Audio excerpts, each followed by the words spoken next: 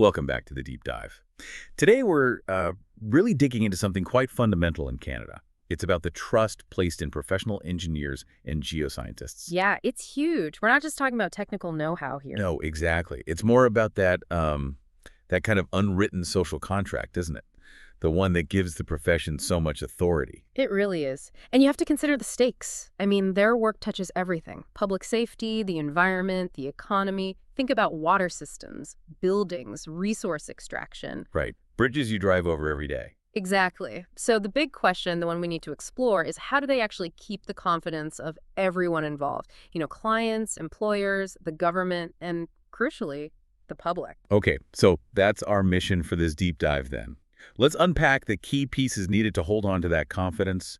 We'll look at regulation, the ethical side of things, and managing those tricky situations like conflicts of interest. And just before we jump into the deep end on that social contract, a quick note. If you're aiming to really get a handle on the ethics and laws for engineering and geoscience in Canada... Especially if you're prepping for the NPPE exam. Yes, precisely. If you need these ideas clear, maybe hit that subscribe button now. You'll get more deep dives like this one tailored to help you nail down what you need to know. Okay, good point. So let's start with this idea of self-regulation. The sources highlight this as, well, pretty unique in Canada. Why does society basically say, okay, you guys can police yourselves? Well, it's not handed out lightly, that's for sure. It's a delegation of power, really. It's based on the fact that their work is complex, requires specialized knowledge that, frankly, most of society doesn't have. Right. So society says, we can't effectively regulate the details. So we'll grant you this privilege, this self-governance, but, and this is the key part, only if you meet exceptionally high standards. It's formalized in laws, yes, but the real trust. That rests on three core assumptions about every single professional. The three pillars, I saw those mentioned. These justify handing over that power. So first up, they have to be competent. Demonstrably competent. That means verified education, sure, but also ongoing development, real-world experience. It's not a one-time thing. Okay, competence. Yeah. Then second, they need to be ethical. Absolutely. High standards of integrity, honesty, fairness. It goes beyond just ticking legal boxes. It's about their moral compass, really. And pillar number three, accountable. Rigorously accountable. They have to answer for their work, their decisions, especially if something goes wrong. You need all three. Because if one pillar starts to crumble, the whole idea of self-governance gets shaky, doesn't it? It totally does. Think about it. Competence without ethics, that's dangerous. Ethics without accountability, kind of meaningless. I see. So, because these professionals get exclusive rights like sealing drawings, signing off on reports, things only they can do, they also carry exclusive responsibilities. And these aren't just technical, they're moral, they're societal. It's interesting how much weight that professional seal carries. We often just see it on a document. But you're saying stakeholder confidence really depends on the idea that the professional's word, what that seal represents, has to be, well, totally trustworthy. Exactly. If you can't trust the seal, how can you trust the project, the structure, the report? It's fundamental. And if that trust breaks down? It's not just bad for that one individual, it erodes confidence in the entire profession. People start asking, quite reasonably, why are we letting them regulate themselves if this is happening? Okay, so trust is the bedrock. Let's talk about the blueprint designed to keep it solid, the code of ethics. Now, lots of organizations have codes of conduct, but what makes these particular codes for engineers and geoscientists different? The key difference is they are legally enforceable. These aren't just nice ideas or suggestions. They're actual requirements laid out in provincial and territorial laws, enforced by the regulatory bodies, like APEGA in Alberta or PEO in Ontario, EGBC in BC, and so on. Legally enforceable means serious consequences. Oh, absolutely. If a professional breaches the code, they can face a formal disciplinary process. We're talking potentially large fines, having their license suspended, or even revoked permanently. It's got real teeth. And that legal weight, that's what gives stakeholders some assurance, right? Yeah. The code serves multiple functions. I think we found four main ones. That sounds right. First and foremost, function one is protecting the public. This is always the top priority: safety, health, the environment. Non-negotiable. Okay, public protection first. What's second? Second, it guides conduct. It gives professionals clear ethical principles to navigate those, complex gray area situations they inevitably face. Makes sense. Third function. Third, it defines accountability. It sets out measurable standards. This is how you judge if conduct was appropriate, and it's the basis for discipline. It tells the public, this is the standard you can expect. Clear standards, clear accountability. And the fourth one. Fourth, it helps promote integrity. It's about constantly reinforcing the moral foundation of the profession, keeping that collective reputation strong. It's like a continuous effort to keep standards high. Let's drill down on that hierarchy you mentioned. Yeah. The code makes it crystal clear. Professionals must hold paramount the safety, health, and welfare of the public. That sounds like the absolute core principle. It is. It's the ethical trump card. How does that paramount duty reassure stakeholders, like in a practical sense? Well, it guarantees that public safety wins out over other loyalties. Let's say an employer tells an engineer to cut a corner on a design to save some money, but it introduces a safety risk. Okay.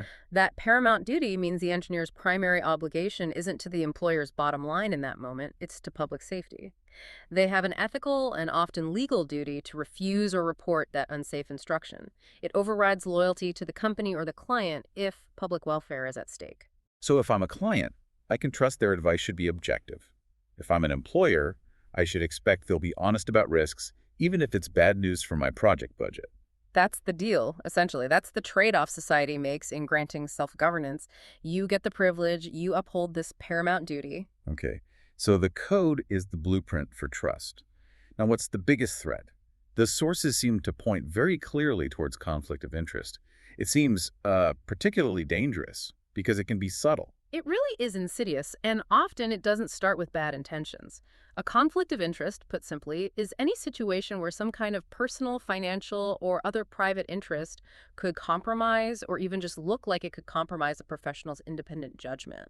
And that phrase "look like" is important, isn't it? The appearance of bias seems almost as bad as actual bias. It absolutely is in this context, because trust is the currency here. Yep. If the public or a client or a regulator perceives that a professional's decision might be tainted by self-interest, they'll lose faith in the decision itself, regardless of the technical merits. Right. Perception becomes reality in terms of trust. Exactly. And trust, once it's gone, is incredibly hard to win back. Let's break down the types of conflict the sources identify. There seem to be three main categories. The first one is actual conflict. That sounds straightforward. Yeah, that's where a personal interest is already directly influencing a professional decision. So imagine a geoscientist evaluating land for development potential. If they secretly own shares in the development company, their judgment on the land's suitability is already compromised by their potential financial gain. That's an actual conflict. Okay, clear conflict there. What about potential conflict? This is where the situation exists that could reasonably lead to compromised judgment, even if it hasn't happened yet. Think of an engineer acting as a safety consultant for a factory. Later, they're appointed to a government panel reviewing safety regulations for that type of factory. Oh, okay. There's a potential conflict there because their past relationship could influence their recommendations on the regulations, even if they try to be objective. The risk is inherent in the situation. Got it. And the third one, the one that seems trickiest, perceived conflict. This is often about appearances, like we said. Maybe a professional is choosing between several suppliers for a big contract. During that decision process, one supplier flies them first class to inspect their facility and wines and dines them extensively. Even if the final decision is totally based on merit. Exactly. Even if they pick the genuinely best supplier for objective reasons, an outsider could reasonably suspect that all that hospitality played a role. That perception of bias, that suspicion, damages trust just the same. Which brings us to the main defense against all these conflicts, right? The ethical requirement seems to boil down to one thing: disclosure and transparency. Absolutely. It's proactive. If you find yourself in a situation that even might be seen as a conflict or could develop into one, you have a duty to disclose it. Promptly and fully. Disclose it to whom? To whoever needs to know to make an informed decision. That could be your client, your employer, the regulatory association, maybe all of them, depending on the situation. Disclosure puts the cards on the table. And then what happens? Then the stakeholders can decide how to manage it. Maybe they decide it's minor and waive it. Maybe they put specific safeguards in place. Maybe they decide you need to be removed from that part of the decision-making process. But the key is, they get to decide because you disclosed it. And if you don't disclose, if you try to manage it quietly yourself, or worse, hide it. That's professional misconduct, plain and simple. Concealment implies you knew it was problematic. Even if you genuinely thought you could stay objective, hiding it destroys trust. It suggests deceit, and that violates the whole basis of the professional contract. Openness builds trust, secrecy kills it. So this really loops back to the bigger picture, the whole social contract idea. Society gives engineers and geoscientists these privileges, the right to practice, the seal, the title. Privileges. And in return, the expectation is that they will use their expertise to serve and protect the public good. That's the core bargain. But there's often a tension, isn't there? Loyalty to your employer or client who's paying you versus that overriding duty to the public. There absolutely is. And the ethical framework is clear.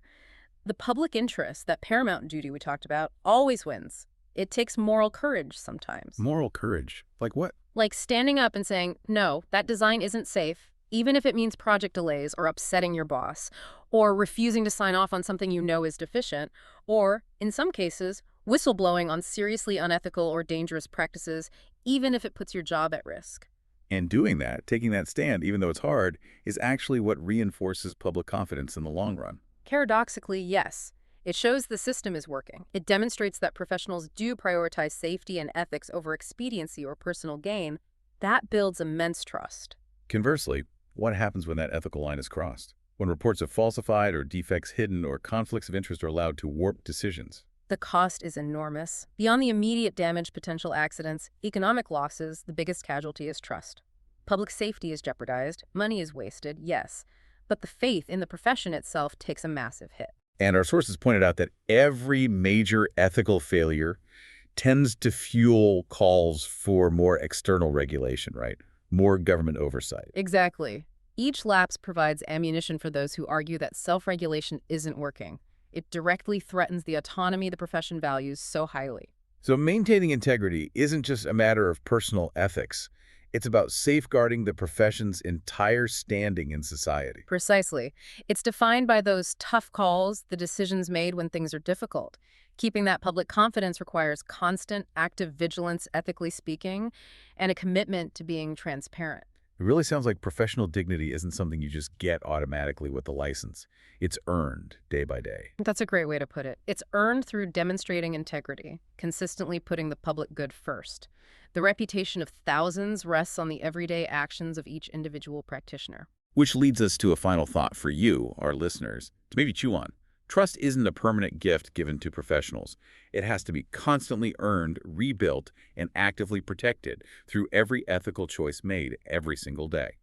When you encounter that seal or that professional opinion, are you seeing competence, ethics, and accountability in action? Yeah, and if you are building your career in engineering or geoscience here in Canada, or if you're specifically studying for the NPPE exam, really internalizing this framework, the code, the nature of conflicts at paramount duty, it's not just exam prep, it's fundamental to being a successful and respected professional. So one last time, make sure you hit that subscribe button, keep learning with us, get these core concepts down, and set yourself up for success on the NPPE exam. Thanks for diving deep with us today. We'll catch you in the next one.